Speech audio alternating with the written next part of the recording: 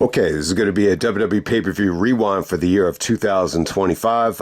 Yeah, this will be a tough one. I would definitely say this feels like, you know, I'm not going to say it's the worst year in WWE history, but in terms of recapping an actual year and trying to make it interesting, this feels like the most challenging one. If anyone actually tried to do this, I don't know if you can do it, and it's a weird year because when you're looking at the premium live events, the pay-per-views, I would definitely say they're so inconsistent, like in terms of having guys consistently on them, that it's tough to actually come up with a list for who is actually an MVP candidate. I really don't think you can do it for this year. Obviously I think the MVP of the year is Cena. I would definitely say in terms of the most memorable stuff of the year. Say what you want about the heel turn. At least he gave it to us. If Cena never turned heel, we would have never known how good it could have been or how bad it could have been. I think it definitely had some highs and lows. I'm glad that he did it. This way you could at least say that Cena actually did it. It wasn't the most authentic thing in the world, but it definitely had some fun moments. But I think when you look at Cena as a whole, I think you got to be proud of him. I think you got to be, I think it was cool that he gave the fans, a whole year of just, matches that I think you wanted to see, incredible environments. And then obviously at the end, it was very emotional. And, so definitely, I think that's really the highlight of the year. I don't see if you really argue against it. There's really not another guy on the roster that I think, even came close to, providing the amount of, excitement that Cena did this year. I don't know if there's any other way to say it, but the problem with this list is I think, when I'm looking at the list, I think the closest guy will be Punk in terms of, being another solid MVP candidate that could actually be in the top spot. I just think when you're looking at what Punk did in the beginning of the year, the desperation, the main event, WrestleMania, finally, the performance at the Rumble, the performance at Elimination Chamber when he was screwed by Rollins, and then he actually did deliver in the triple threat at WrestleMania. I thought the entrance was awesome. And then the surprise of the year is him and Gunther at SummerSlam. The fact that they main event SummerSlam on night one and, got off to a shaky start, but by the end of the match, I thought it was like one of the most interesting matches of the year. So give Punk credit for that. And then obviously they took it away from him, but he ended up being champion by the end of the year anyway by defeating, Jey Uso at Saturday Night Main Event. So yeah, I mean, it's a good year for Punk. I think it's pretty good. His popularity is still there. I'm sure there's a lot of people that are, severely underwhelmed with, his physique and, maybe the consistency of just the way he's delivering, from time to time. But he's still good in the ring. I think it was a good year.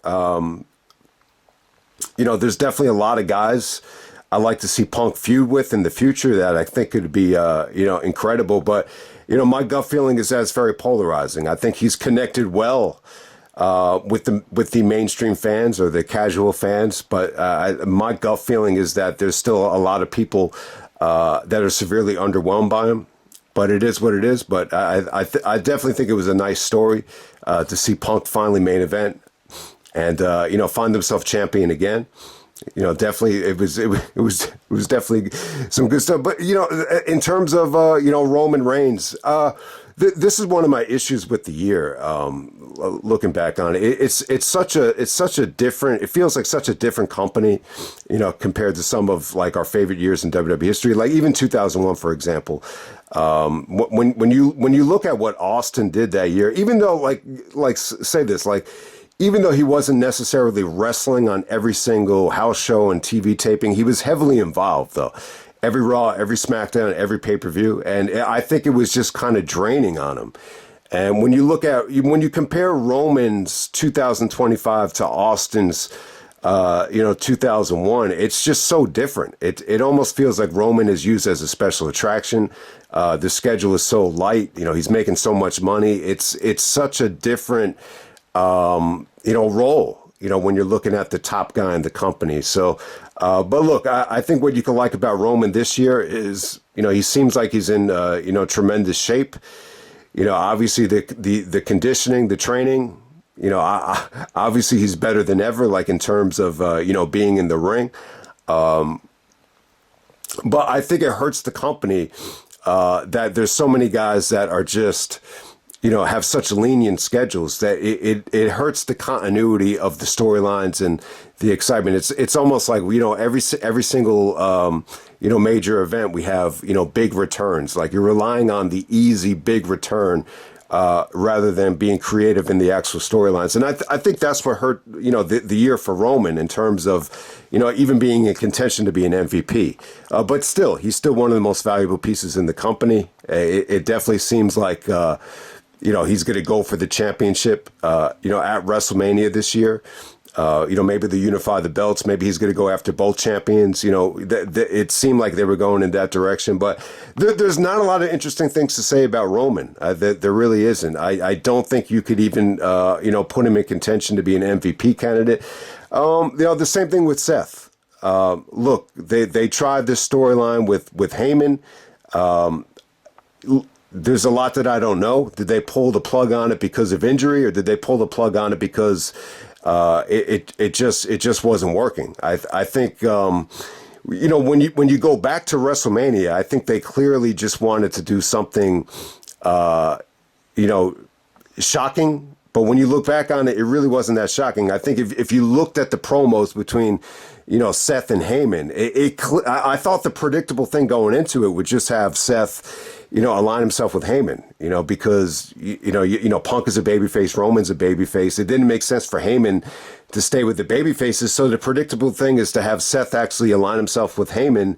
And that's what they chose to do. They thought that was the unpredictable thing, but I thought looking back on it, that was the predictable thing. I think they were pushing for Punk to win, but when they really thought about it, they thought it was a little bit too predictable to have Punk go over in that situation. But, looking back on it, I think Punk was just happy main eventing WrestleMania. He was even laughing with the referee, after it was over. But, in terms of Seth, I'm not a big fan of the year. I thought it was an awful situation to have Seth being presented as this badass heel, and you have Breaker underneath him and Bronson Reed underneath him. The stable was definitely lacking in charisma and personalities, and I just don't think it really hit. Especially when Rollins is supposed to be this the top heel in the company, and then you got people singing the song like for 5 minutes straight. I just was not feeling it. I don't think Heyman and Seth. I just don't think there was a lot of chemistry there in terms of really trying to ignite any heat. So definitely, I would not say Seth is an MVP candidate. I found the whole faking of the injury thing in really, really bad taste. I really did, especially coming off of the NBA playoffs, where you had guys seriously get injured, and I just think in the world of the WWE, obviously you could fake injuries and get away with it, but at the same time, I just think it created a negative aura around Seth, and then he actually did get injured in real life. So yeah, he needs to find a way to stay healthy. He might have to change up his style. Yeah, I mean, he still predicates his in-ring moveset on athleticism, but he might just have to change his style. I can't say that Logan's an MVP candidate, but I'm pleasantly surprised with I think him going to Raw and being in that stable, I definitely think it helps. I think it helps him. But he's too much of a part-timer, and I just don't think you could put Logan in contention. With Jey Uso, look, it was a hell of a gamble. It was a hell of an experiment. To see Jey, win the Rumble.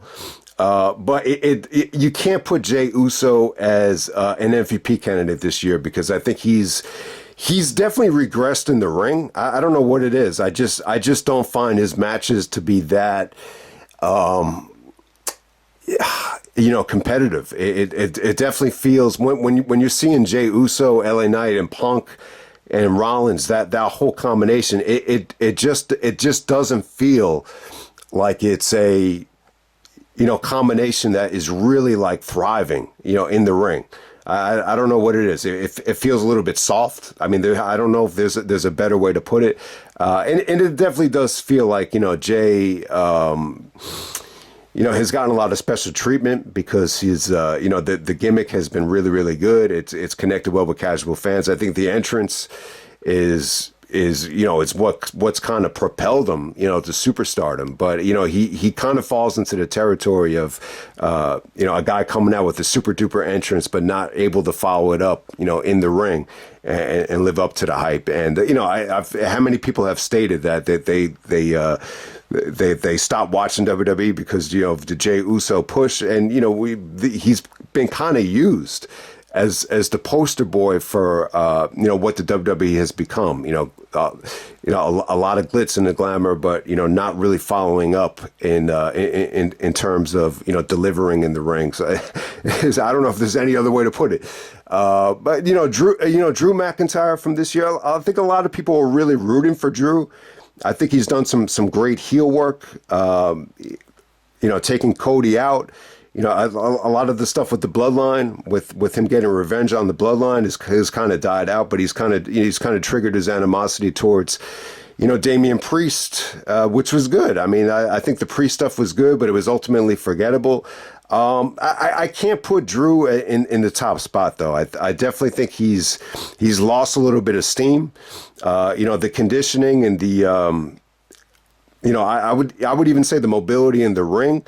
Like if you watch anything he did during the pandemic, it seemed a lot sharper back then. And, a lot of time has passed since then. And I just don't think he looks as sharp. And, the bottom line is, the 2 matches against Cody in big time spots. I think they were good. I think they stuck to the story. And they told a quick story, but the problem is they just didn't live up to expectations, didn't deliver up to the hype. I think when you see the spot that Cody and Drew was in, to main event in the first event of the new ESPN era with the jacked up price, and they didn't deliver. You got to use that against them. I understand, they were trying to tell a story of, Drew overstepping his boundaries and getting injured and, the injury biting him in the ass by missing the Claymore and, Cody's still trying to recover from concussions and injuries. So I get the story they were trying to tell there, but still, I just think in that spot, it was such a humongous spot. And for Drew not to deliver there, I think it definitely cost him, any sort of MVP, candidacy, any sort of MVP candidate, spot in this run. Now look, I'm not the most loyal SmackDown, viewer in the world. So if you want to tell me that he's been doing, different things on SmackDown to really earn himself the MVP, then you could definitely make your case there. But, I guess the other guy worth bringing up here is Cody. Does Cody really deserve, to be an MVP in 2025? I would definitely say no. I don't know. I think Cody's definitely had a good year. I think winning King of the Ring, kind of rebounding from the WrestleMania disaster, was cool. I think a lot of the stuff that Cody was involved in, like it was a little bit underwhelming. I think if you go back to the Kevin Owens match at the Rumble, I think the expectations were a little bit higher for that than what they gave us. I think the Cena thing was not his fault. I understand they wanted to book it a certain way with Cena being as a heel. Look, I think when you go back to WrestleMania with Cody and Cena, the argument that the match didn't need to be good because Cena's turning heel, that's a lame excuse as to why I think the match suffered. Because when you go back to WrestleMania 17 when Austin turned heel, you never heard the excuse of, oh, the match didn't need to be good because Austin's turning heel, so it didn't need to be good. I understand it's a little bit different because Austin is a babyface in the midst of turning heel in the actual match. So it's a little bit different. Cena is already a heel, going into the match. But still, I don't think the match, needed to be that watered down just because Cena is, winning the belt as a heel. So that's the point there. But yeah, I don't know. I think Cody definitely, under-delivered in certain spots. I don't think he looked great, throughout a lot of the year. I think he was dealing with, they were selling the concussions and they were selling the injuries. And I just don't think his popularity is where it was. And I don't know. I find it a little bit boring. The fact that Cody's had to be champion, for so long. Definitely, I think the SmackDown situation has kind of, protected him somewhat, because I feel like there's a lot of times where if you're on SmackDown as champion, there's not as much pressure.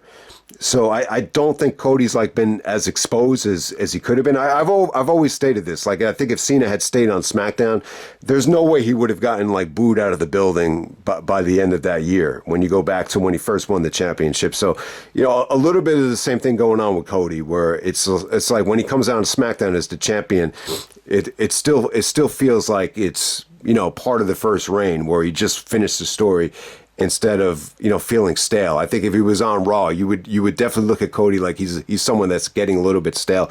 But yeah, man, I mean, not a fucking interesting race to talk about. I really just don't have a lot to say about it. I just think when you look back at this year, I think, say what you want about Cena's heel turn, but just the way it was done at Elimination Chamber, that was one of my favorite moments, maybe ever. I felt so shocked. And when you look back on it now, I think when you see the way Cena, looked at the Rumble after he lost to Jey Uso, and then,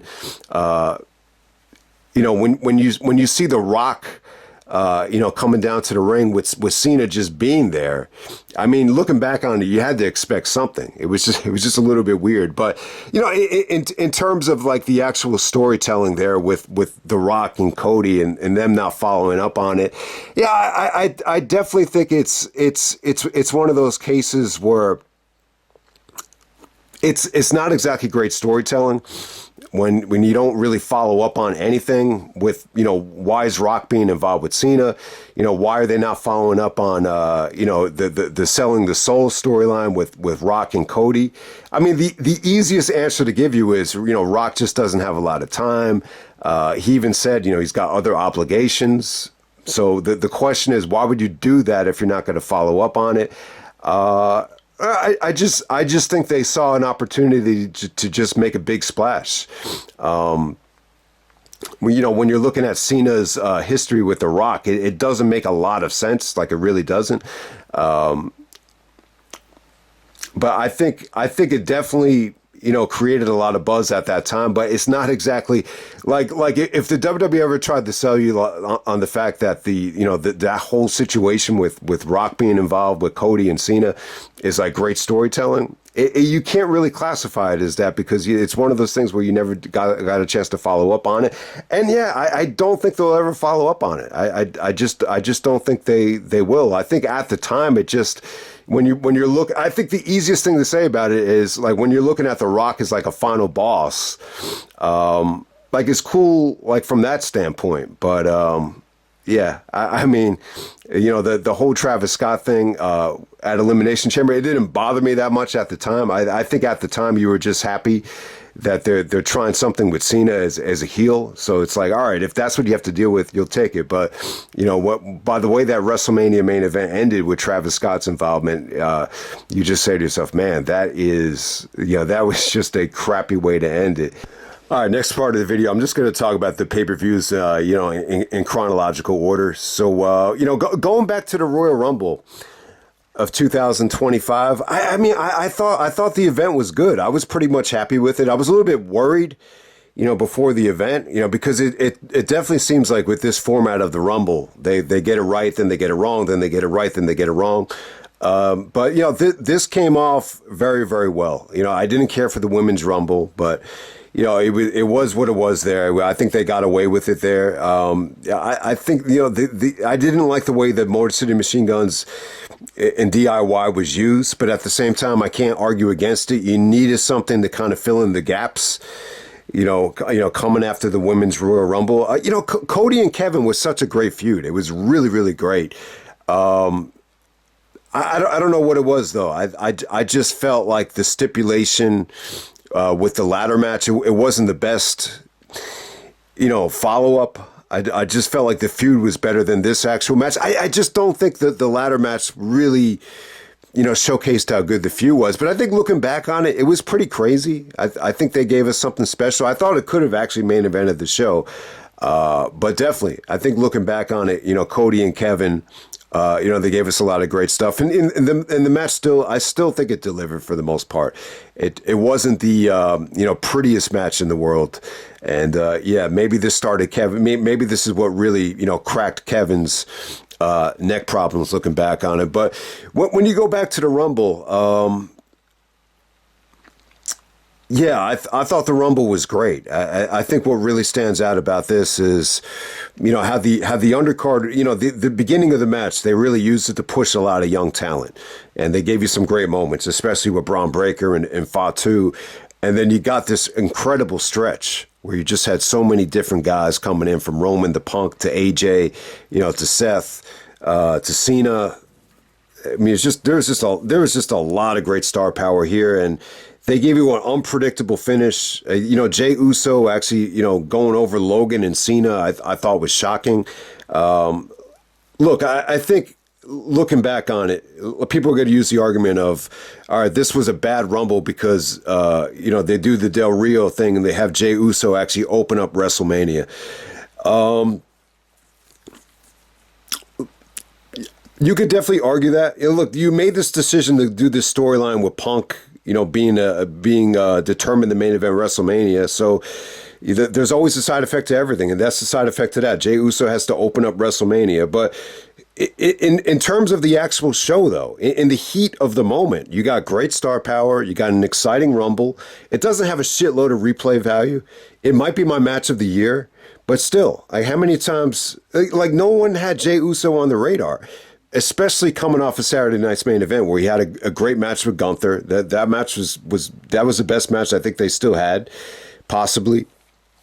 Jay comes up short. So him coming up short to Gunther in that spot, I think a lot of people just automatically thought he didn't have a chance, and he still ends up winning the Rumble. It was a shocking moment. It was a shocking Rumble, unpredictable, great star power, and they were able to follow everything that night. And, the last couple, the Rumble before this, they did not get the job done. They couldn't keep people engaged and had a bad ending with Punk trying to fight through the injury. I actually like the Rumble. I thought the WWE got off to a good start with, the Rumble, Elimination Chamber, and WrestleMania. And then when you go back to Elimination Chamber, look, everything was pretty good. I think the Chambers delivered. You got Kevin and Sammy in one of their best matches. I definitely think when you're looking at the main event here, even if you take away the aftermath, it definitely felt like the aftermath. You didn't think much about it. That Rock was going to do this thing with Cody after the Chamber was over. I think going into the show, I kind of envisioned that being separate, from the Chamber match. But, the fact that it happens after Cena wins the Chamber, I think it's a light bulb should have went off in everybody's mind that, this is probably going to happen with Cena turning heel. But for some reason, I think so many people have been let down with Cena not turning heel that you just didn't expect it. So obviously that stole the show. That's what you're going to take away from it. But what goes under the radar here is how good the Chamber matches were. Even they did the stuff with Jade, which took away from the women's Elimination Chamber a little bit. But shockingly, it ended up being great. With Bianca actually sucking it up and getting over the shock and still winning. And then, Kevin and Sammy, which seems like it's gone forgotten, was shockingly like one of the best things, they've ever done together. So definitely. And when you go into WrestleMania, WrestleMania 41, I definitely think when you're looking at the WrestleMania undercard, a lot of stuff either flopped big time like Tiffany and Charlotte, and there's just a lot of shit on the show that was not WrestleMania worthy. Like that's the easiest thing to say about it. You actually had Jey Uso defeat Gunther, in the opener there. I mean, I definitely think it was worth a try. I think looking back on it now, you probably could have done something different there. I definitely think you probably could have had Gunther retain and lead up to another match with Jay where it actually feels like a bigger match. That probably would have been the right thing to do. But at the same time, look, people still chant you tapped out to Gunther, which is always a good sign. But look, if you were underwhelmed with the match and you didn't buy into it, I can't disagree with you. But look, say what you want about night one. It was severe. It felt like it was a severely watered down show. But, the triple threat match, it ended up being great. It was a weird situation to do a triple threat without the title.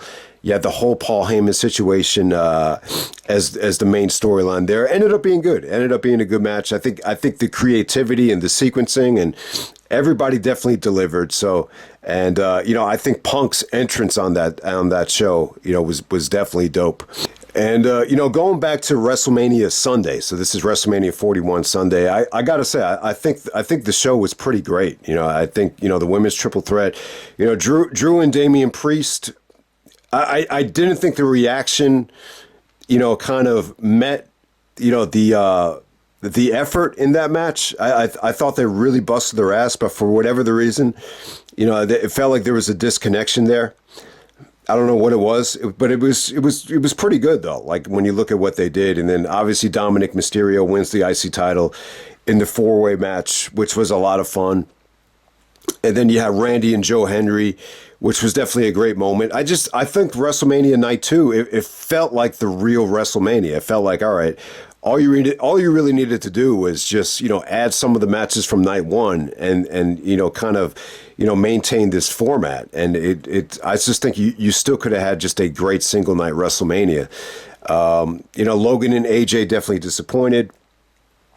And then, Cena and Cody, definitely had a flat ending. That's an example where the ending, totally negates, any sort of effort that they put in the match. I don't think the match should go anywhere near, towards one of the worst WrestleMania main events ever. I mean, the reaction was still pretty great for the most part. So, and I definitely think it could have been a good match. Obviously, what Cena and Cody can do together if they have the green light, but the ending was so flat that it just negates any sort of, positivity in terms of any of the work that they did there. Moving on to Backlash from St. Louis, I think looking back on it, I think Backlash was good. The Jacob Fatu, the Fatal 4-Way. Once again, it's another one of these matches that ended up feeling more like a segment.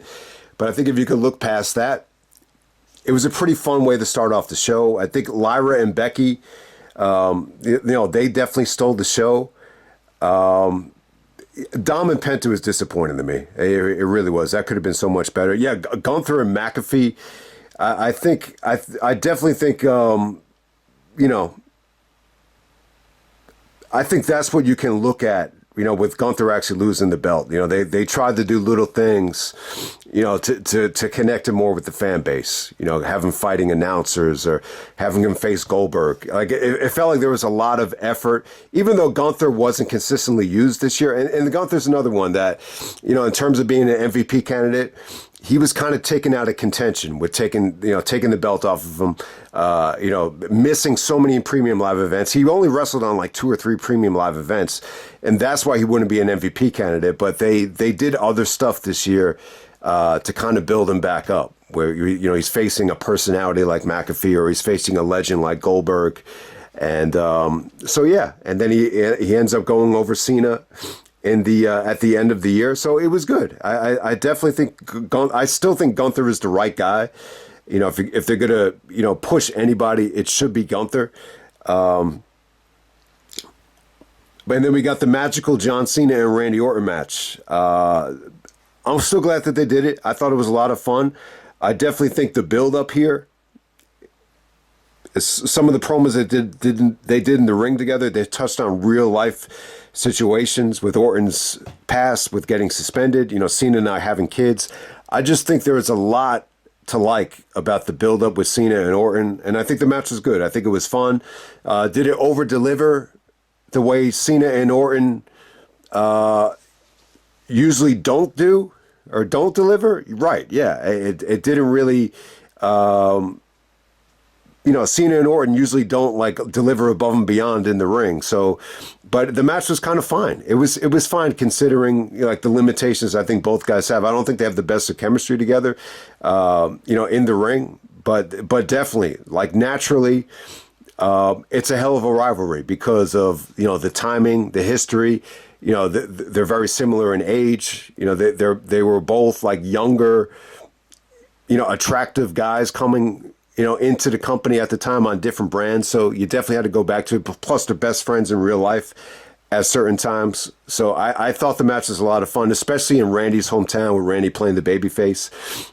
Cena goes over as a heel. The match is still a lot of fun. It's not great. But I'm glad that they did it looking back on it. All right, we're moving on to Money in the Bank. I wasn't a big fan of Money in the Bank at the heat of the moment. I think looking back on it, the women's Money in the Bank definitely struggled. It definitely did. I think especially when you're booking women in a Money in the Bank, I definitely think one or two weak links could definitely bring the match down. When you look at the match as a whole, the positive definitely outweighs the negative. But for some reason, I just couldn't get into it. I really couldn't. I was not a big fan of the Naomi cash in. I just did not think it worked. But we'll get to that in a second. Definitely Becky goes over Lyra for the second consecutive pay-per-view in a row. I thought they stole the show. The men's Money in the Bank ladder match, I think it was good, but at the same time, there's guys in the match like Andrade, like the El Grande Americano, even Penta, that absolutely had no chance of winning, no connection with the fans. I think it was definitely a predictable match, and the Solo Sikoa stuff. It took away from the match for me. It ate up so much of the match that it definitely felt like there was a halftime show. So I was not a fan of that match. Rollins goes over. This sets up for him to cash in yet again, which was definitely the wrong decision. And this is where Rollins said that he's a WWE moment maker, or WWE hijacker, whatever the fuck he wants to call himself. So yeah, I mean, I definitely think this year where you see Seth really rely on just everything other than just getting it. I mean, look, he's still a good wrestler. Give him credit. The WrestleMania main event still delivered. I'm sorry that he got hurt. I think the match against Cody, definitely did deliver. But at the same time, I'm not a fan of him relying on the over-the-top entrance and the over-the-top, moment makers, to get by, especially when you have two guys that just busted their ass and put on, one of the best matches of the year. And you're supposed to celebrate Rollins as, the champion without even doing anything. I understand he wants to take it away from Punk, so it made sense in terms of the actual storyline. But ultimately, I just felt like faking the injury and, being rewarded in that spot. It just represented everything that I hate about the WWE. So it's as simple as that. But, the match was okay, though. Give Rollins credit. A lot of guys like Penta and Andrade and LA Knight busted their ass in that match. And then, Jacob Fatu turned, babyface on Solo. So give them a lot of credit. And the tag team match is okay. Cody and Jey Uso team up to take on Cena and Logan. They do the big shock where they bring Ron the Truth Killings back. It definitely seemed like there was a lot of bad decision making this year. And they kind of, used one of their bad decisions to create the viral moment with Money in the Bank, where you had R-Truth come back and screw Cena. The match was fun. The match was definitely fun. It was just tough to get excited for. But there we go with that. That sets up yet another, Cena and R-Truth match, which, them firing R-Truth was just, I don't know. I just didn't understand it. I just thought it was in bad taste, and it kind of bit them in the ass because, you had a lot of, important television following it, and, they were unable to, get it done because, anytime you fire someone undeservingly, like a Matt Hardy or an R-Truth, the fan base is going to let them hear it. And, that's exactly what happened. Okay, Night of Champions 2025. This is the one I keep forgetting. This happened at the end of June. The funny thing about this show was, when Cena, told Punk he's going to get his title shot. He's like, "You're going to follow me to Saudi Arabia." That was such a buzzkill. But the Saudi Arabia crowds, they're not really awful. They're really not. I think there's more to it as to why people just don't like the fact that they're going over to Saudi Arabia. It's more of a political thing. It's more of a greed thing. But the crowds in Saudi Arabia are not bad. But yeah, the Night of Champions a lot of people did not like the main event. I actually liked the main event between Cena and Punk. I thought the ending was actually pretty damn good. Look, you could definitely notice it's a weaker version of them. I love the feud, though. I still thought it was a lot of fun. I would actually say it was slightly more entertaining than Cena and Orton, but apparently some people just didn't think it was that great. But I really, you know what, man? I was very negative on the Seth cash-in, but that's what made it good. That the idea of Seth potentially cashing in, I thought it made it like intriguing, because at the time you thought it might happen. And, they did a lot of teasing. They teased the Seth cash-in. They teased the Cena face turn. There was a lot of good stuff there. I really don't care what anyone thinks. Look, maybe I overrated it, but I still thought the match was a lot of fun. I'm glad they went back to it. The Cody and Orton match from the King of the Ring finals, in terms of it feeling like the King of the Ring, no, it didn't really feel like that. But I thought Cody and Randy was pretty damn good, especially like Orton selling with his back. Like, that's one of the things I really forgot to stress about that match. Thought Orton did some great selling with the back there. And it was cool to see Cody and Randy, go at it after all that time. The Rhea Ripley street fight against Raquel, I never thought it was great. To me, like, that's the most overhyped, overrated match of the year. But definitely, you definitely got some great moments from Rhea. I mean, just a lot of crazy stuff that they did. But the match as a whole, I just didn't think it was like amazing or anything like that. The Solo and Jacob match disappointed once again. Jade wins the Queen of the Ring. I think it was a fun show. I think the Sami Zayn match against Karrion was, definitely a better match than the SummerSlam match. So yeah, I think Night of Champions was definitely a solid show. I just don't think a lot of people. You know what it is, man? I hate to say it, with Cena and Punk. Even there were definitely stretches during this year where people were definitely, I would say, just rooting for both guys to fail. Like, I really felt like that. Cena went through a stretch where, he was a little bit rusty, and I think a lot of the fans just weren't that impressed. And I think this Night of Champions match it's kind of indicative of that, if you want to be completely honest. Okay, and the next premium live event of the year was Evolution, which it still ended up being the surprise of the year. I mean, it was just a great pure wrestling show. I'm not the biggest fan of women's wrestling, but I just feel like with this show, it really just kind of reminded me of how valuable, like, just not having a brand extension could be, where you just have all the talent at your disposal under one roof. And I just think even with the NXT girls, they just really maximized the female talent here, and I thought it was great. I think Becky Bailey and Lyra was just like a fun way to open up the show, and then they give you the best match they could possibly give you to main event. And even had some fun stuff in the middle with Tiffany and Trish, Jade and Naomi.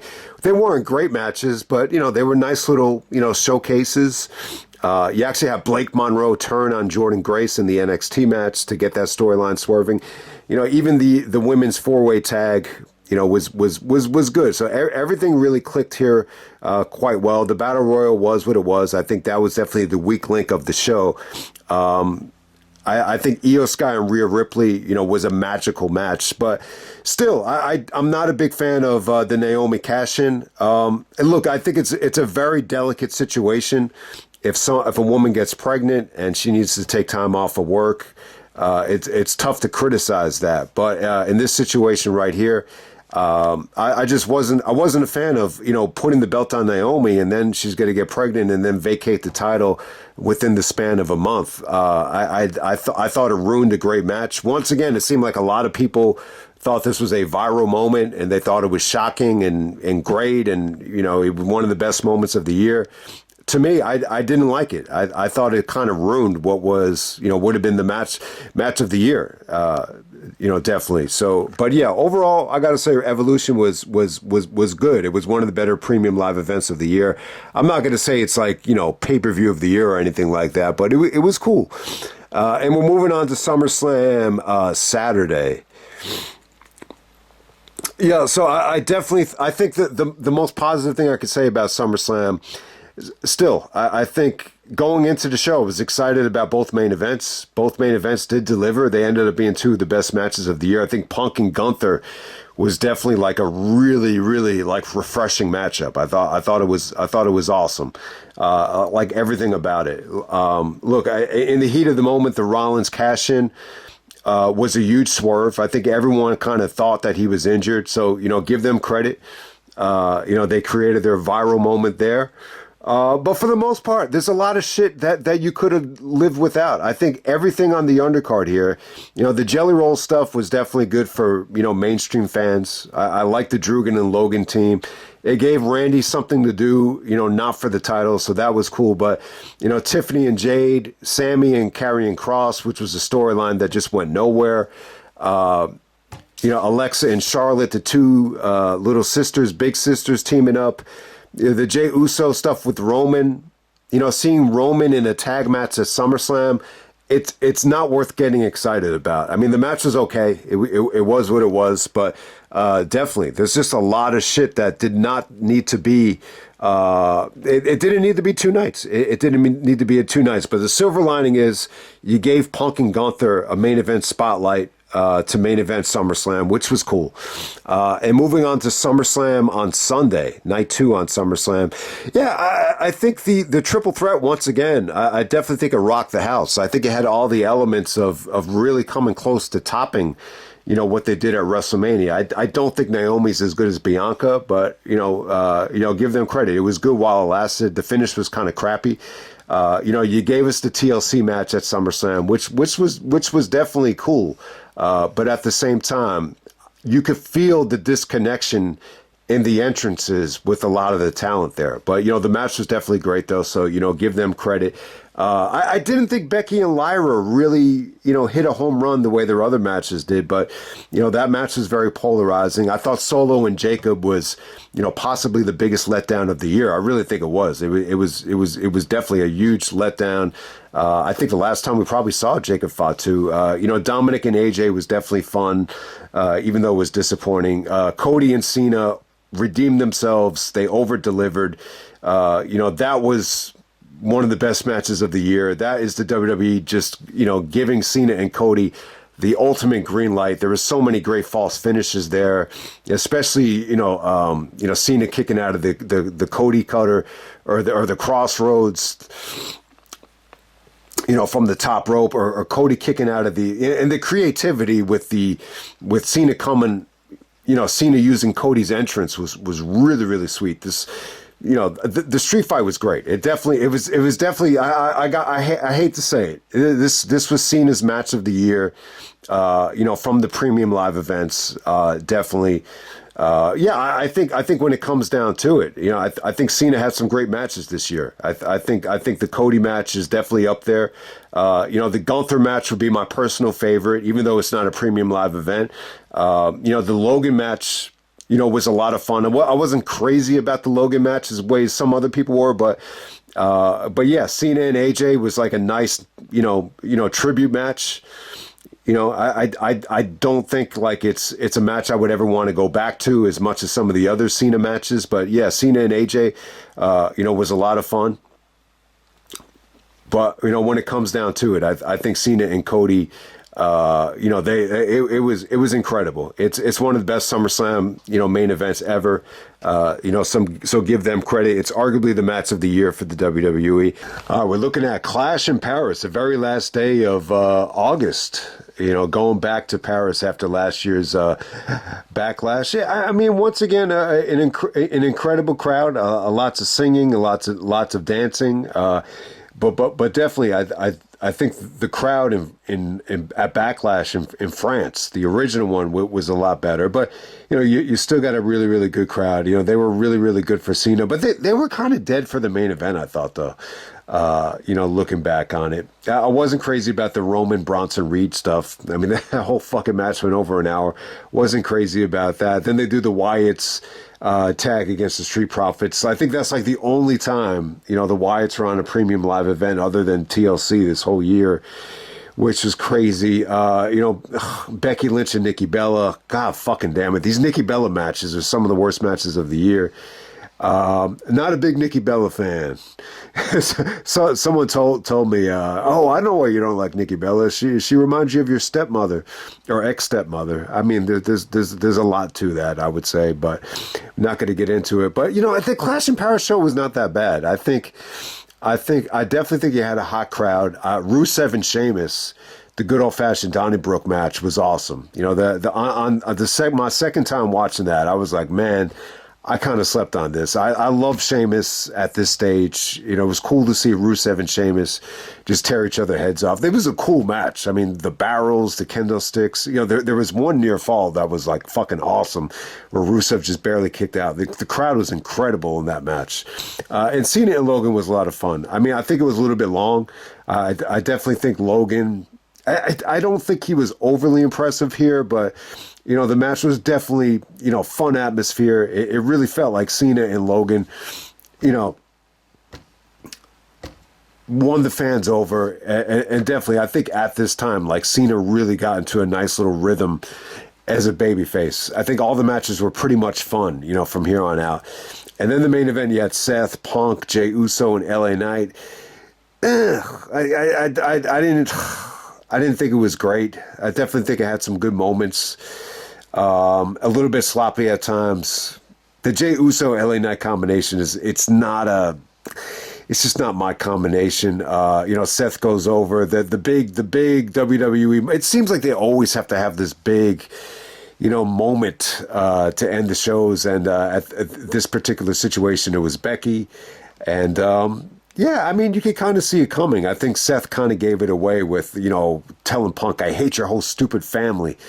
Yeah, AJ's become Punk's family, so it definitely made sense. And you got to remember, because of how Roman and Bronson was booked, Braun Breaker and Bronson Reed, there was this whole chaotic scene at the end of the match, and they were like banned from the building. They went to jail or whatever the fuck happened. So they couldn't get involved. So Seth had to, pull out something out of his ass. Ended up being Becky Lynch, and it was cool. I think the highlight of that whole weekend was the promo between Becky and Punk. I would definitely say that was one of the more entertaining promos of the whole weekend. No doubt about it. But yeah, that Fatal 4-Way. I think anytime you see a Fatal 4-Way on the marquee. Yeah, I mean, sometimes they don't deliver. I mean, sometimes they don't. I would definitely say it's a little bit easier for a triple threat to deliver than a Fatal 4-Way. We've even seen Fatal 4-Ways in AEW that really didn't hit the mark. And I even said at the time, like, if this match had happened in AEW, it would have gotten a lot more criticism. But at the same time, when you really think about it, I think AEW did a 4-Way, a year ago, to this day at World's End. Worst premium live event of the year. This is the WrestlePalooza, the debut on ESPN. It's surprisingly really not even better than the ECW WrestlePalooza that was on pay-per-view, which was awful, which was like the worst ECW show ever. It wasn't even better than that, which was crazy. Man, Brock and Cena might be the lowest rated match of the year. It has a 2.23 rating based on 500 votes, believe it or not. You know what the problem is here? This is just a reminder that you just never know what you're going to get from Brock. You can't set your expectations too high. There's been times where he's over-delivered. Royal Rumble 2015 is a perfect example of that. And there's other times where he's underwhelmed to the highest degree. Brock versus McIntyre is an example of that at WrestleMania without fans. Brock versus Moxley is an example of that. And then Brock versus Cena. And look, I saw some of Cena's interviews. apparently, according to Cena, he felt like this was the way to go. You know, if we're gonna build Brock, we're still building Brock after all these years, and I'm out of the company. Then how does it make sense for me to even be competitive with Brock? But look, man, they did that great SummerSlam match in 2014, which was, very reminiscent of this in terms of, Brock's dominance. But there was a lot of other things that went into SummerSlam 2014 that this match just didn't have. I mean, the laziness here was on full display. SummerSlam 2014, it was red hot. It was just red hot. It was different. Look, so if I don't know, now that Cena is coming clean and just saying that he felt like that was the direction to go, I don't. It still just felt lazy to me. I just felt like there was a different way, to go about it. But I don't know. I mean, what the fuck do I know? What a depressing match. What a fucking deflating week that was. God, I fucking hate that match, man. The Vision versus the Usos, it wasn't bad, but it wasn't like, ugh. It just, they didn't meet the sense of urgency for ESPN's first show. The Stephanie and Io Sky match, it was pretty good. I wasn't like blown away by it, but it was, by far like the most attractive thing on the show. The AJ teaming up with Punk, I'm not, it's just not for me. Look, I don't know what way to say it. I think a lot of people like to see it. And, give Punk credit. He went out there with his wife. They wrestled a half hour. At least they worked hard. At least there was a lot of creativity there. It wasn't an awful match. I just didn't think it was like, it's just not something I would ever go back to. But I'd be lying if I said it was bad. I think Seth looked okay there. I think he did enough. I think Becky's personality, was pretty good there. I'm not crazy about AJ's return. Like, I'm really not. I could definitely live without it.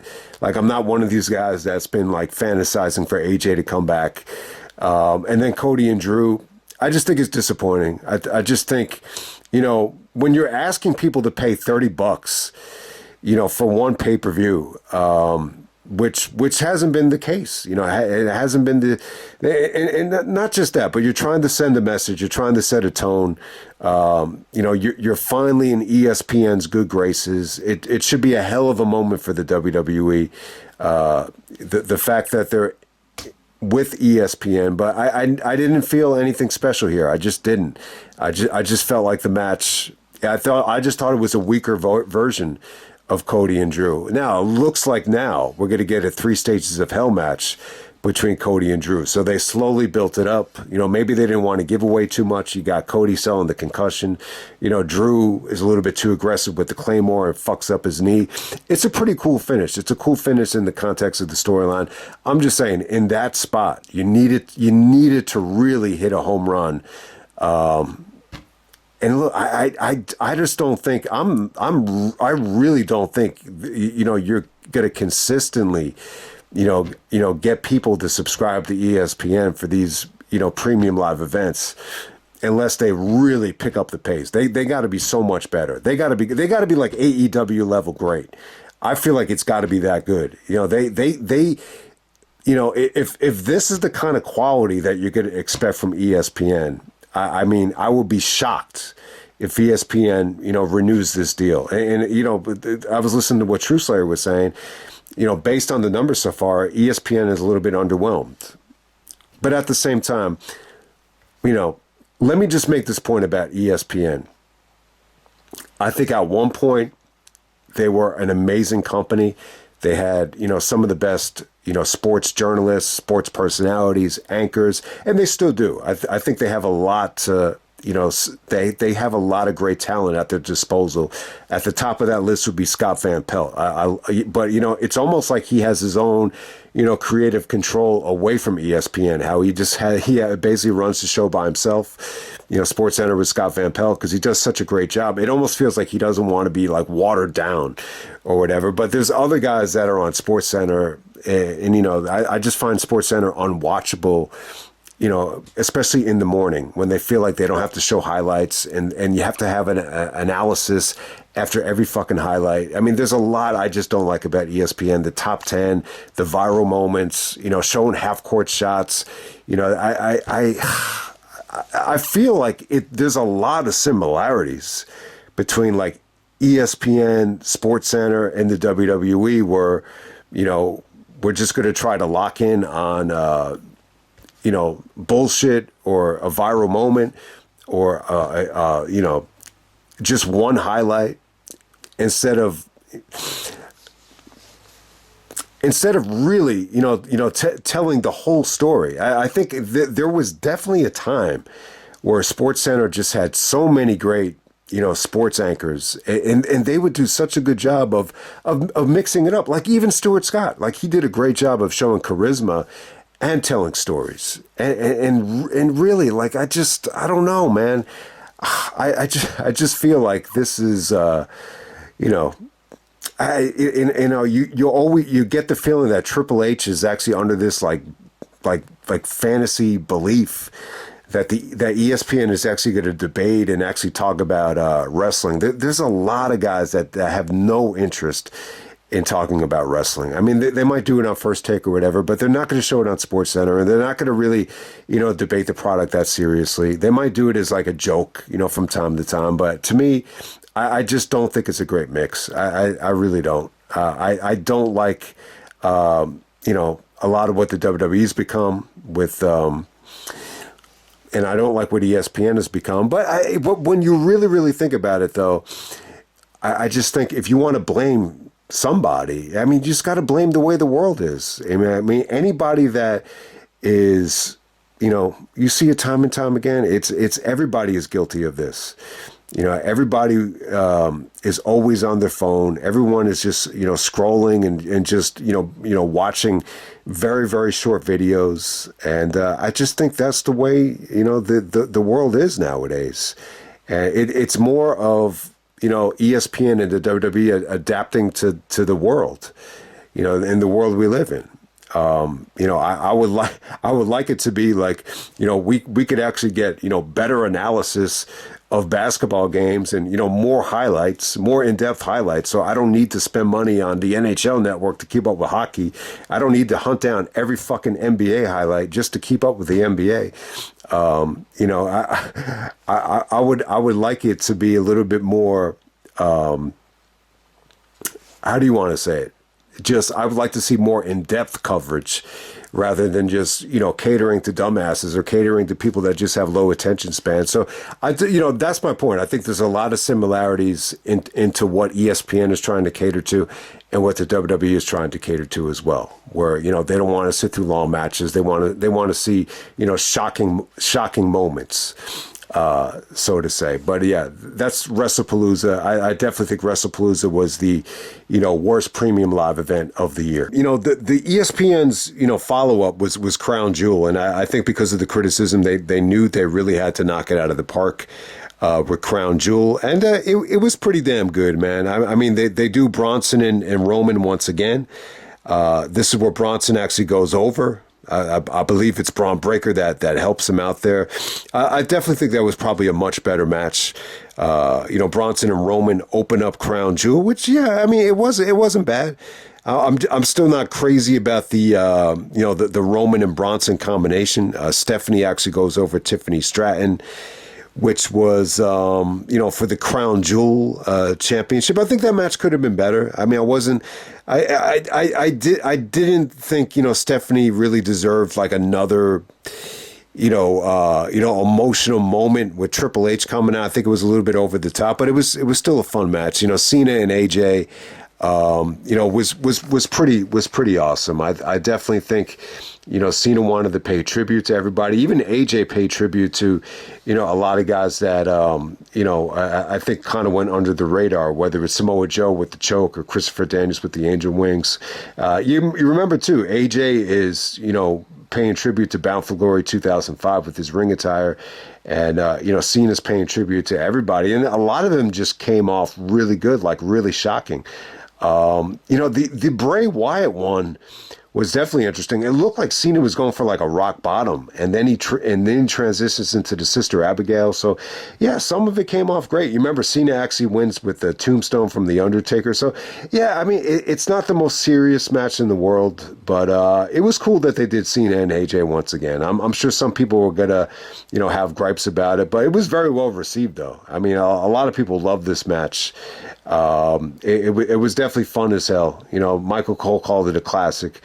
The Io Sky teamed up with Rhea Ripley to take on the Kabuki Warriors in the next match. It didn't have a lot of replay value, but you get to see Rhea get that hot tag in Australia, and that was the selling point behind that match. So you definitely got a good triple main event. I think Seth and Cody was pretty damn good. Naturally, I don't think the chemistry was quite there the way it was a couple years ago. But yeah, I mean, you almost feel bad for Seth. I mean, he busted his ass. I definitely think he was, under a lot of pressure to deliver. I don't know if he was quite healthy yet. You got to remember, man, like they did like crossroads off the top rope, and Seth actually injures himself. He does the flying headbutt from coast to coast, and obviously he got injured in that spot. So, you almost feel bad for him. But at the time, it felt like Seth needed to win this match. But the way they booked this was weird, man. Seth, actually defeats Cody, and the very next night, Braun Breaker actually, turns on him. The spear out of nowhere, which was one of the most shocking things of the year. I mean, I really did not expect it, but, obviously Seth is going to be out for a while, so I guess they figured they pulled the trigger. But still, the way that they did it, though, it almost felt like to me, like even when Seth comes back, we're just not really confident that we're just gonna go in this direction again. So yeah, I mean, I think that was definitely a sign that the WWE just wasn't impressed with the stable as a whole. Because I think if they really thought that they had something good, they would have held off on it. They would have tried to continue the storyline, have Seth come back and still be champion. We've seen Triple H be very, very patient with Batista and Orton after injuries. This situation was the opposite, where there was no patience, and I think they felt like they had to call an audible, and I think it was definitely the right call. I don't think Seth as a heel with Paul Heyman and, with Braun Breaker, I don't think it was a good fit. I just don't. I think it was very awkward. I did not find it believable. The most believable thing came when Braun showed a lot of frustration in that promo, when you could tell he was just going to turn on Seth. So yeah, one of the most shocking things of the year was that Raw aftermath. But yeah, definitely Crown Jewel was definitely a fun show. There's really not a lot to bitch about here. I think everything was really good. Okay, and the final premium live event of the year is Survivor Series War Games 2025. Wow, this is, definitely the most criticism. Yeah, I'm not going to say it's the worst premium live event of the year. WrestlePalooza, I definitely think was a weaker show. But definitely, when you're looking at Survivor Series in terms of the criticism, and it has the lowest rating at Cage Match. This has a 3.89 rating, which is by far the lowest. Let me just say this about the women's War Games match. Look, I hate to say it. A lot of these multi-women's matches are just not good. I really fucking hate to say it. I've been bitching about the women's Royal Rumbles for years. Elimination Chambers a lot of them are a little bit better. There's not as many weak links. But for War Games and even Money in the Bank, you're going to run into weak links, and especially with this War Games match. When you're all right, so I'm looking at the teams here: Charlotte, Io Sky, Rhea Ripley, Becky Lynch, Asuka. Those are your great workers. Everybody else, I hate to say it, I could just live without everybody else in that match. Maybe Kairi Sane is okay, but I'm not crazy about AJ's return so far. I didn't think she looked great here. You got Alexa Bliss. You got Lash Legend, who is, still green as fuck, still warming up to the fans. I've never been a big Nia Jax fan. So, yeah, I mean, it doesn't surprise me. The match was not that good. 40 minutes of this shit, just not good. you know, and I think the storyline was kind of weak too. You know, you got Charlotte and Rhea Ripley, you know, not really wanting to work together. It was a little bit half-hearted. It was a little bit half-assed, and that's why I didn't think it came off that well. Plus, you're putting Lash Legend in a rough spot. You know, someone that doesn't have like any premium live event experience other than like a fucking Royal Rumble, and she's actually out there for the big money shot with Rhea. So it's a little bit weird. And then you got Dom taking on Cena in the next match. The Dom and Cena matches were a lot of fun. I think this was overbooked. It was fun. You know, you get the Judgment Day involved. You know, you got Raquel and Roxanne getting involved. It was pretty cool. I mean, it really was. The injury angle was kind of weird. That Dom, you know, faked the shoulder injury there. But you know, the Liv Morgan thing. Look, they planted the seeds for Liv to be a little bit jealous that Dom was cheating with Roxanne. They definitely went in that direction. So, you know, that's the only reason why the slap would have made sense. But I think when you look back on it now, it's another one of those cases where they're just trying to give you a moment for the sake of it being a moment. So yeah, I mean, it was a cool little swerve to see you know, Liv Morgan come out and slap Cena. But at the same time, it just felt like it over. I don't know. I definitely think like it took away from the match. It's like that was really all you needed to see, or that's really all you needed to care about, and it totally like negated, you know, the actual match. So, yeah, it's. I would definitely say like it felt like they were trying to, you know, use the moment, you know, to sell the match. And then you had Stephanie Valkyria and Nikki Bella, which was an awful match as well. Not a big Nikki Bella fan. Even if you put her against a great worker, it's still not good. I mean, the War Games match as a whole, I definitely think you had good star power, obviously. You know, you got Roman and Brock coming out at the end. I mean, yeah, I mean, compared to, you know, the first War Games when they brought it back in 2022, this is a loaded match. I thought, I definitely think it was loaded, but at the same time, the replay value just wasn't there. Like even watching Punk and Braun Breaker go at it, it's pretty average. It's nothing to really go crazy about. I definitely think a lot of guys, you know, you could just tell like a lot of guys from Cody to Jey Uso, you know, to even Logan Paul. I just think a lot of the roster lost a lot of steam, you know, like over the years, and that's what really stands out about the match as well. It's just, you know, and the ending is just flat. It's a flat fucking ending. You know, the guy in the mask ended up being Austin Theory. Not the worst thing in the world. I definitely think, you know, Theory, you know, with Heyman, I actually like the stable a little bit better now. You know, you have, you know, Breaker, Theory, Logan Paul, Bronson Reed with Paul Heyman. It's not a bad stable. It's really not. I just think at that time, you know, why not just reveal it to be Austin Theory at that time, you know? But even if you did, it still would have been a flat as fuck ending. So it is what it is there. That sets up, you know, Punk actually to take on, you know, Braun Breaker for the title. Breaker actually gets the win there. So it's a good performance from Breaker. I mean, give him credit. He lasted the whole fucking match. You know, he almost broke his neck on the Doomsday device with Punk and Cody. You know, seeing Brock in a War Games, we've never really seen anything like it. To see Brock Lesnar with teammates. I mean, we've seen Brock tag with guys in the past. You know, you've even seen him tag with guys in Survivor Series.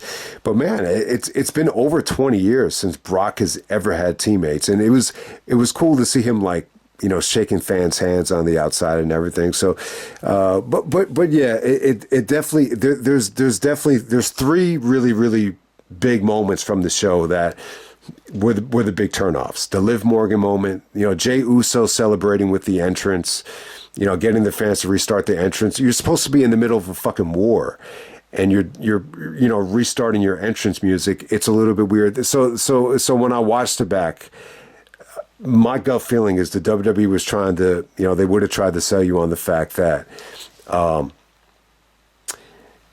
you know, they wanted Brock to crash the party. Like when Brock came out, he interrupted Jey Uso restarting the entrance. So that would be your argument for as to why they felt like it was a good idea. I guarantee you that's what they would have said. But looking back on it, I think it was pretty. I think it was pretty corny though. It was pretty corny. This is, this was definitely not a good night for the WWE. I just don't think it was. Look, the main event to end the show. It's loaded with star power. It's not an awful match, but it's a flat as fuck finish. They definitely struggled, for a large part of the year, with good, proper finishes. Not necessarily, you don't necessarily always have to send people home happy, but you do have to send people home, feeling like they didn't get gypped. And this made you feel like you got gypped to the highest degree. We just, recap the pay-per-views in chronological order. I haven't done that in a while. I just wanted to do it. So quickly, I'll give you what I thought was the worst pay-per-views until the best, and I'll just keep this short. I'll just read off the list here. So WrestlePalooza would be my ranked last. Then I would go Money in the Bank, and then I would go with Clash in Paris. I just think the main event kind of underwhelmed. That's why I would have it that low. But it still had a fun atmosphere. I would go Survivor Series next.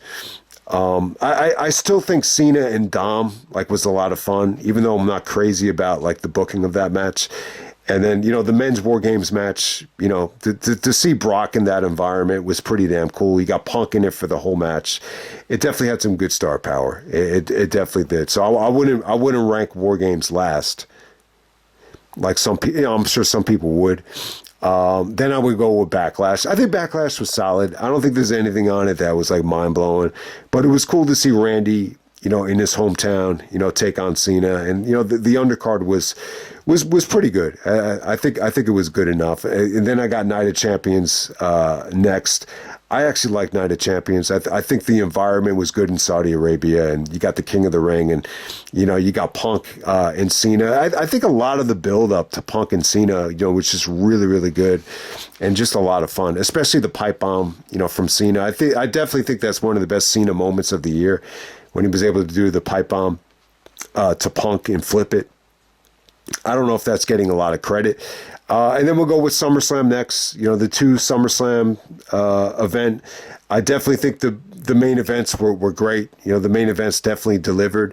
Didn't really need to be two nights, though. Would definitely agree with that. And then we have Evolution, which is, the best pure, wrestling show I think the WWE put on all year. It just kind of makes me fantasize about having a... not having the brand extension anymore. Even if you just limit the brand extension to just the women, it was pretty damn cool, to have all that talent, under that roof. And then I'll go with WrestleMania next. I think WrestleMania had some great triple threats. I definitely think you had some fun matchups. Even some fun stuff that you didn't expect to be that good was pretty good, especially night two. I think night two got off to an awesome start. Believe it or not. And then I'm going to go with the Royal Rumble next. I'm always going to hate this fucking format, so it's never going to be my pay-per-view of the year. But, I really liked, Kevin and Cody. I think Kevin and Cody really fit, that championship match at the Rumble where, you got two guys feuding, and, they've had other matches, but, at the Rumble, you feel like you have to have the rematch again. And, this is where you step up your game and over deliver. And I really think it did. And the men's Rumble was, everything you could have dreamed of in the heat of the moment. It really was. If you just look at the Rumble at the time, I think he gave you everything. It really, really did. Just don't look at what happened at WrestleMania, and you look at it a little bit better. And then Crown Jewel. Crown Jewel was definitely, just a consistently fun show. It was really, really good. It was good. It was definitely a huge step up from WrestlePalooza. They just needed to, knock it out of the park for Crown Jewel, and I think they did that. And then by far the pay-per-view of the year is obviously the Elimination Chamber. Even if you take the Cena stuff out of the equation, the two chamber matches were great. And then you got, Sammy and Kevin, who, quietly might have had the under the radar match of the year. Okay, I'm going to give you my top 10 matches of the year, the WWE Premium Live Event matches of the year. So this is not counting any Raw or any SmackDown matches. I was originally going to do a Raw Rewind for this year because, paying for it with Netflix and everything. But I got to say, I don't think I really want to do it. I really just don't think I would enjoy. I definitely was not planning on watching like every single Raw, like in its entirety, but I was going to plan on going back to like some of the good matches and maybe some of the good promos, but I just don't know if I could do it. I really don't. I just feel like I'm struggling so much, to get through this video that I don't think I could do it. But yeah, the top 10 matches of the year. At number 10, I'm going to go with Becky Lynch versus Lyra Valkyria. This was from Backlash. This was excellent. I think those two girls have amazing chemistry. They actually stole the show from Backlash, believe it or not. At number 9, we have Rhea Ripley, Bianca Belair, and Io Sky. They created WrestleMania magic in the opener right there. Awesome triple threat. I just think it was... actually, my brother's girlfriend said it the best. She said, this is like watching a video game. They were all in just terrific shape. Just a lot of fun. One of the best, triple threat women's matches, maybe the best triple threat women's match I think we've ever seen. At number 8, we have John Cena taking on AJ Styles from Crown Jewel. We got Cena and AJ one last time as the fans demanded it. There was no build-up, though. There really wasn't one promo or anything, but it was cool to see the Code of Honor. It was cool to see, them pay tribute to all their, former, friends, whether it's TNA, whether it's WWE. I definitely love the match. I'm not going to say it's the best Cena AJ match, but you get the point. It's a nice little tribute match. At number 7, we got Sami Zayn versus Kevin Owens, the Elimination Chamber. You almost forget how crazy this got again. Sami was actually, a little bit reluctant to help Kevin in the feud with Cody, and this started, Kevin and Sami hating each other once again. I think I even said a couple years ago, I never really want to see Kevin and Sami, fight again. You rather see them like on good terms or whatever. But they killed each other here. There was some crazy. I remember Kevin Owens almost lost his eye in that match. But yeah, for some reason, you know what? I hate to say it, I think it's overshadowed because of the Cena stuff with the Cena heel turn. I think that's the easiest thing to say. At number 6, we have not Rio, but Rhea Ripley taking on Io Sky from Evolution, the main event. You get to see Rhea and Io go one-on-one. I thought Naomi kind of ruined the match. I hate to say. I think this might have been my match of the year if it wasn't for the cash-in. I really think this was like that good. This was like a New Japan women's like quality main event. It really was that good. At number 5, we have Roman versus Seth versus Punk, the main event of WrestleMania for the what was it? The unofficial soul of the company. Was that what was at stake there? And we get Paul Heyman siding with Seth. But I think, my highlight of the whole match was Punk's entrance. Punk actually came out last.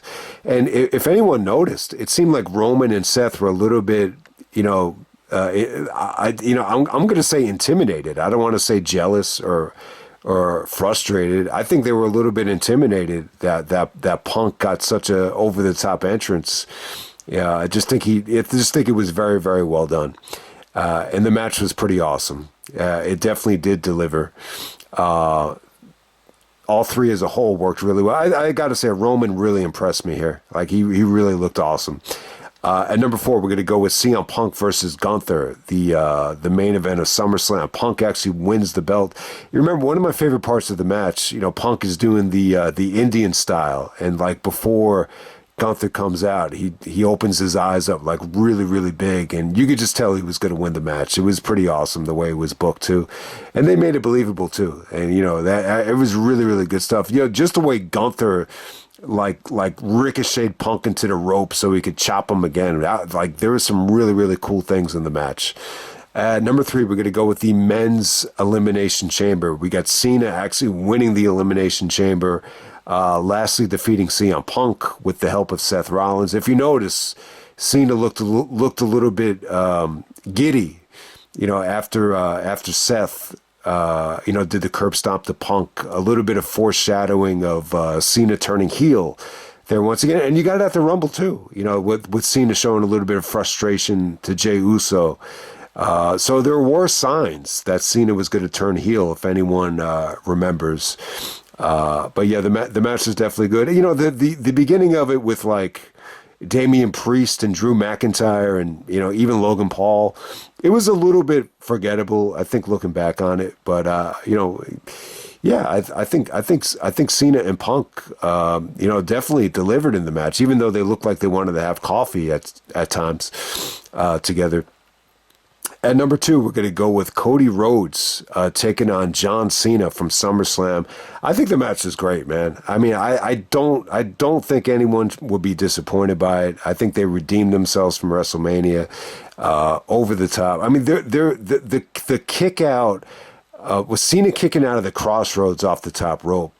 That was one of the best near falls of the year. Or you could even argue Cody kicking out of the Attitude Adjustment from off the top rope. That was another incredible kick out. And the creativity was definitely on the money. It was pretty damn cool. For some reason it reminds me of the match against Edge from Backlash, the Last Man Standing match, more than any other Cena match. And at number 1, usually I don't like doing this, but I got to be completely honest with you. I'm going to go with the Men's Royal Rumble. I was very happy with the Rumble this year. Like I said, I love the way Breaker was booked.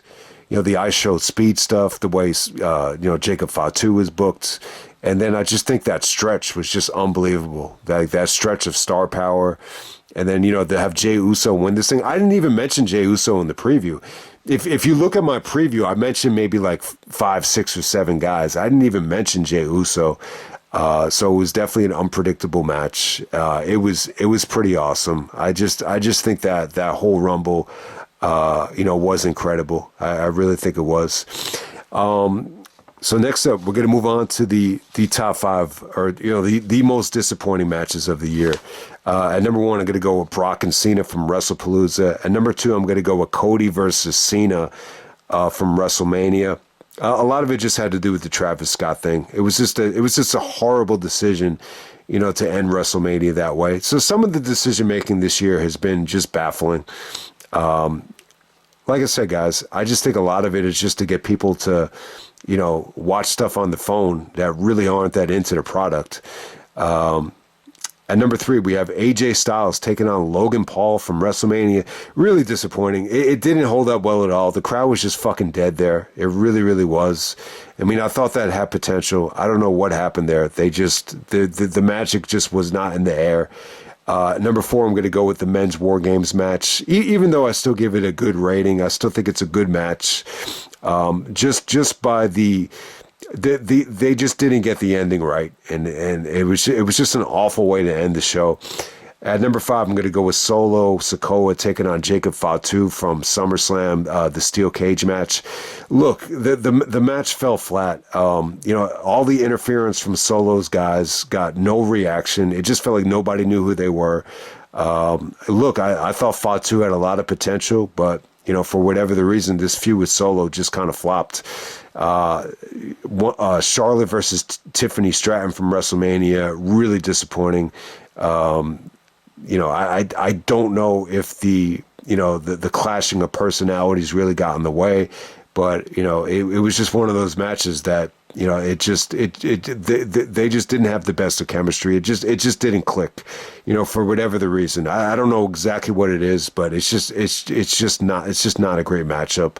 I mean, you would think it would be, because Charlotte has had some classics at WrestleMania with Rhea Ripley, and you're putting her against a great athlete in Tiffany Stratton, but it was just one of those cases where they just didn't mix.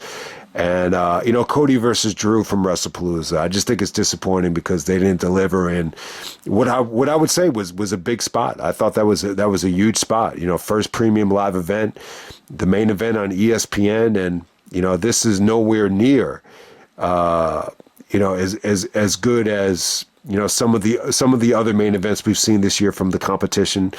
I'll just say it like that. All right, so I'm going to give you top 5 underrated matches. I think, 5 under the radar matches that are all really, really good. I'm actually going to give you 6. So what's not on the list that I think should be on the list now that I look back on it is Sheamus and Rusev, the good old fashioned Donnybrook match from Clash in Paris. It's a really fun match. They won. It was really, really cool and an awesome crowd too.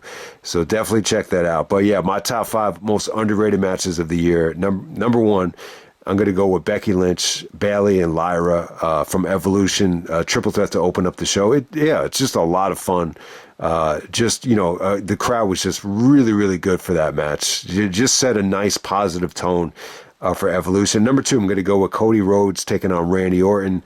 The King of the Ring finals from Night of Champions. Cody wins the King of the Ring to go to SummerSlam. Believe it or not, and he goes over his former legacy captain in Randy Orton. Number 3, I'm going to go with Dominic Mysterio, Braun Breaker, Penta, and Finn Balor from WrestleMania. I thought that 4-way was a lot of fun. Dom really, really finally got over in that match, and it was a ton of fun. A lot of fun action in that match. At number 4, I'm going to go with LA Knight taking on Jacob Fatu from WrestleMania. Yeah, a lot of people don't like, the undercard to WrestleMania Saturday from this year, but I thought that LA Knight and Fatu match, I thought they really turned the corner. I just think there was some exciting action there. And then at number 5, I'm going to go with Cody Rhodes and Kevin Owens from the Royal Rumble. The ladder match. Look, I don't think it was an absolute home run. But still, man, I think it was a cool stipulation. I think the feud really reached a boiling point, and I think it was as good as it could have been, considering I think Kevin's limitations at that time. Obviously, I think Kevin was dealing with, the neck injury and everything, but not as fluid and not as groundbreaking as you would have hoped for, but it was still good. I think at that time, you didn't really say like this is going to be one of the best matches of the year, because I think a lot of people had higher expectations for the year. But I think when you look back at the match, you still say to yourself like, yeah, that was probably like one of the best things we got all year. Like you didn't realize it at the time, but it was you were in the middle of like one of the best, feuds of the year, and you really weren't going to top it. Like Cody and Drew did not top, what Cody and Kevin did. I think that's the most interesting point I can make about that match.